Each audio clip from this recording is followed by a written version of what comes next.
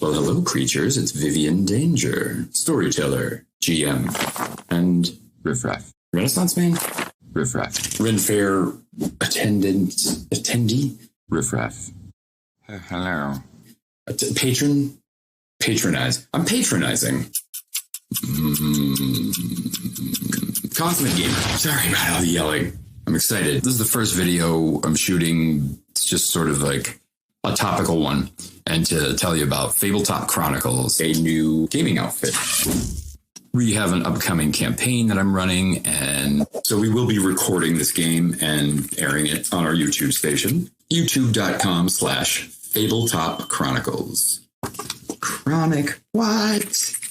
It's going to be full of exciting adventure and dramatic, very like mature content, though. It's touching on stuff that's dark and can be triggering for people. It takes place in an alt history Ottoman Empire, where an arcane sort of magical awakening has ripped through the planet hundreds of years previous, and magic's now banished. It's outlawed. But of course, our characters are going to uncover ancient mysteries. Sorry about all the yelling. Secret cults and fight all kinds of cool things and lots of dramatic roleplay. I like to run games that are roleplay heavy and very not gritty or always dark necessarily, but certainly games that have a lot of realism. I like to balance the fantasy with the realism to make these things more palpable and to make it feel like you're actually risking something, or your players are risking something every time that they're getting into a fight, or they're, it's risky climbing up a ladder, right? As Al Pacino said in Heat, well, you could get killed walking a doggy. Sorry about all the yelling. I was recently watching something with one of my favorite YouTubers, Encounter Mastering Dungeons, and he's great. Shout out to Encounter. Go check him out. There'll be a link below. He was talking about making D&D brutal, which is something that I tend to do. I make combat very, very brutal because it's not super common that my characters get into a lot of combat. These are people. I run games with characters trying to find other ways of accomplishing things, and it's not all like swashbuckling and killing orcs and stuff. Anyway, combat isn't a huge part of every session. It's certainly not the central focus of my games ever, but that being said, it is very, very important as a storytelling method, and it's important to keep it fun and they keep the action flowing. And we use D10 system, or the White Wolf storyteller system, which lends itself more to telling a story. And I like to let my players sort of describe absolutely everything they're doing. One of my favorite things that Matt Mercer does is when somebody rolls the felling blow, the killing strike, he says, how do you want to do this? So that the player has the opportunity to then describe their character in a narrative. And if they're engaging in mortal combat, they're going to kill people. Encounter Mastering Dungeons was talking about the importance of combat design.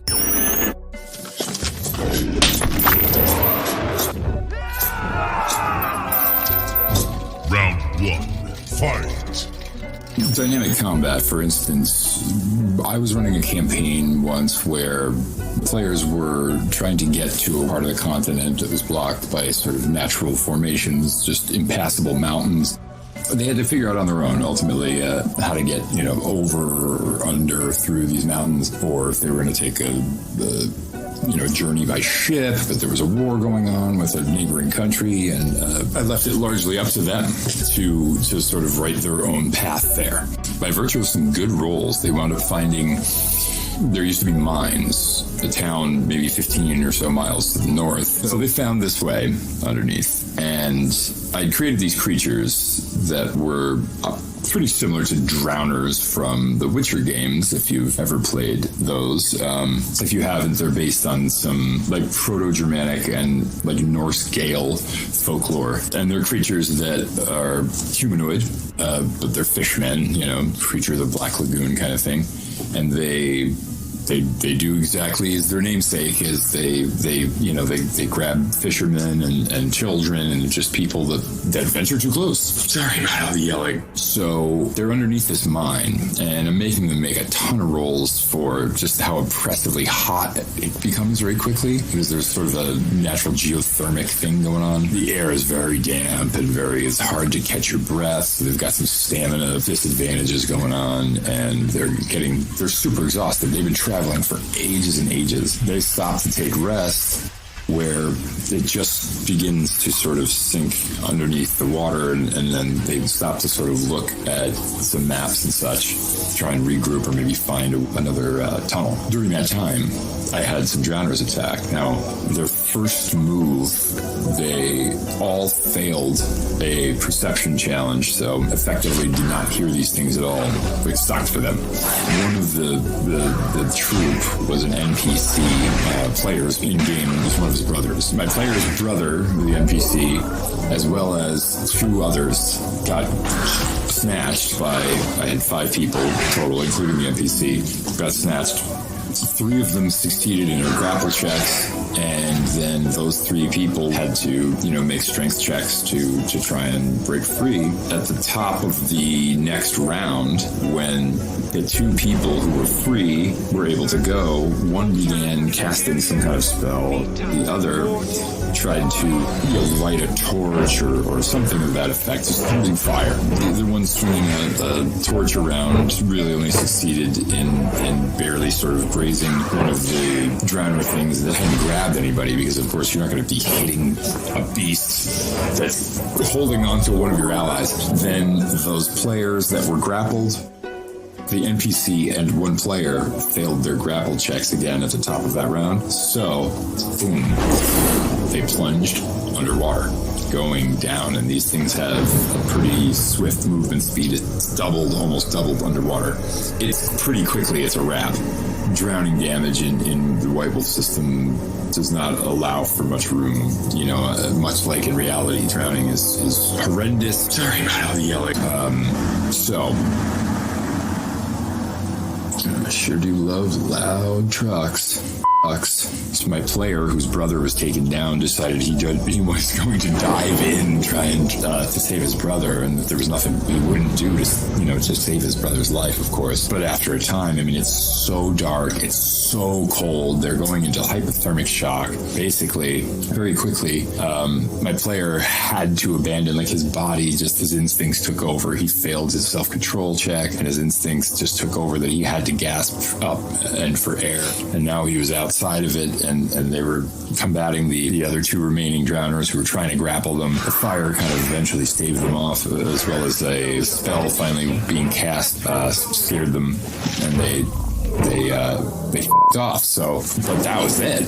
I killed a player and an NPC pretty instantly, and been a very integral NPC, I'd say. You have to be unafraid to do things like that. And I'll tell you why I recommend this, and I'm not saying throw things at your PCs that are always just going to kill them in the first 2 rounds or anything like that. But having something that's a dynamic type of combat where the stakes are very high, there's none higher than knowing that they will absolutely die if they do not succeed at this, at combating these things or staving them off. Despite the fact that I killed a player and a hugely important NPC and a driving force for one of my players, it completely, entirely changed his whole character arc. It caused a lot to be said for dynamic combat and how it can become an effective writing technique, and how killing a character or throwing a lethal combat at your players once in a while is not going to be the disaster that you think it is. If a player is forced to begin sort of conceptualizing another character afterwards, or miss a few sessions while they come up with another character idea and working with you, etc., and how you can sort of get them locked back in. The important takeaway was that the players had an excellent time. They all felt that this is incredibly rewarding combat, and despite its lethality, and that it changed a huge amount of the the trajectory of the story, at least for the foreseeable future, things had changed very much. One of them had fallen. Well, two of them technically had fallen, and one whose brother fell was despondent. So it became it became escape from under the fucking mountain. Sorry about all the yelling at first, but then they had to completely regroup. They still had absolutely no way or idea as to how they were going to forge over this mountain, and they understood that any and every path they would take was going to be exceedingly challenging, as per the legends surrounding that mountain and everything. Anyway, just some food for thought, talking about dynamic combat, character development, story arcs, and how being brutal sometimes is not the negative game changer you might think it is. That it's important to lose characters sometimes, especially protagonists. Not every time.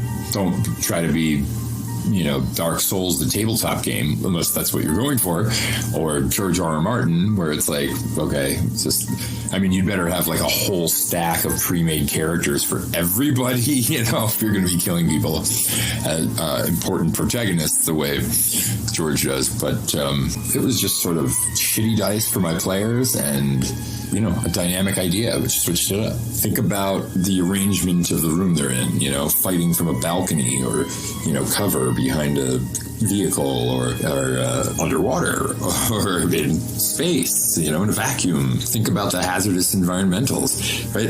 As they were casting spells in that cave, it began to rumble. And so, indicative that they might cause an avalanche or a cave-in, a collapse. This is a already collapsed mine. All this noise and concussive blasts of things would be probably pretty quickly a wrap for everybody. But anyway, thank you, creatures, very much for watching. I love you all. Some of our fellow players and writers and stuff for Tabletop Chronicles, including Jeremy, aka Monkey Sama. He's going to be with me on the next topical episode, and we're going to have pretty soon a little meet and greet with everybody, our players and our writers and everybody, and we'll give you a little tour of the sort of studios we're still setting up. But thanks again for watching. Every like and subscriber helps us in every way get further toward, sponsors and things of that nature. Thank you. And check out our Patreon. There's going to be a link in the description. Thank you for watching. I'm Vivian Danger, GM, storyteller, Renaissance man for Tabletop Chronicles. Ideas made in secret for all to know.